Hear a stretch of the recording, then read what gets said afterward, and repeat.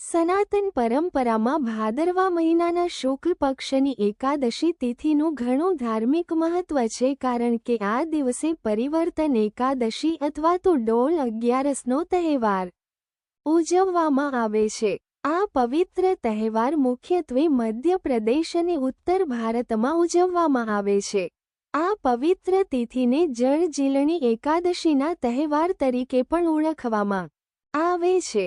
આ દિવસે ભગવાન કૃષ્ણ માટે બાળકના સ્વરૂપને શણગારીને ખાસ ડીંગલી તૈયાર કરવામાં આવે છે।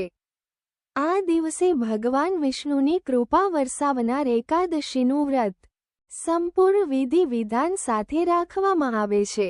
ડોલ 11 અથવા જળજીલણી એકાદશીનો તહેવાર આ વર્ષે 14 સપ્ટેમ્બર 2024ના રોજ ઉજવવામાં આવશે।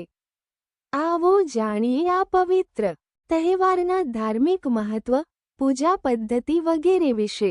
ડોલ 11ના અથવા જળજીલણી એકાદશીની પૂજા પદ્ધતિ શ્રી હરિની પૂજા માટે સમર્પિત આ પવિત્ર તિથિએ સવારે સ્નાન કર્યા પછી સાધકે ભગવાન વિષ્ણુ અથવા તેમના વામન અવતાર અથવા ભગવાન શ્રી કૃષ્ણની ધૂપ, દીપ, પીળા ફૂલ, પીળા ફળ, પીળી મીઠાઈ વગેરેથી પૂજા કરવી જોઈએ। ડોલ 11ની પૂજાના દિવસે 7 પ્રકારના અનાજ ભરીને 7 કુંભની સ્થાપના કરવામાં આવે છે અને તેમાંથી એક કુંભની ટોચ પર શ્રી વિષ્ણુજીની મૂર્તિ મૂકીને પૂજા કરવામાં આવે છે। આ કુંભ ઉપવાસ પૂર્ણ થયાના બીજા દિવસે બ્રાહ્મણને દાન કરવામાં આવે છે। આ વ્રતમાં ચોખાનું સેવન ન કરવું જોઈએ।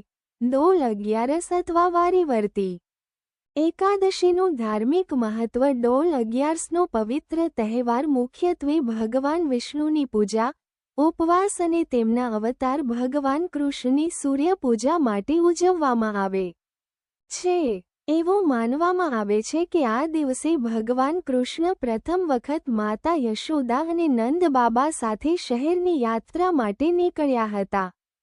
આ જ કારણ છે કે આ દિવસે કાન્હાને નવા વસ્ત્રો વગેરેથી શણગારવામાં આવે છે।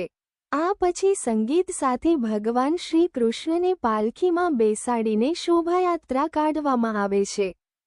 આ દિવસે ભગવાન કૃષ્ણના દર્શન કર્યા પછી ભક્તો તેમની પાલખી હેઠળ પરિભ્રમણ કરે છે।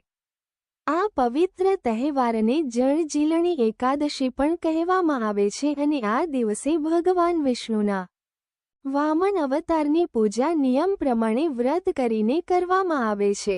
એવું માનવામાં આવે છે કે આ દિવસે ભગવાન વિષ્ણુ પોતાનો પક્ષ બદલી નાખે છે, તેથી જ તેને પરિવર્તન એકાદશી પણ કહેવામાં આવે છે।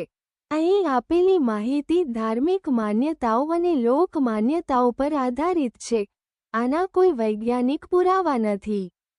સામાન્ય હિતને ધ્યાનમાં રાખીને અહીં રજૂ કરવામાં આવ્યા છે।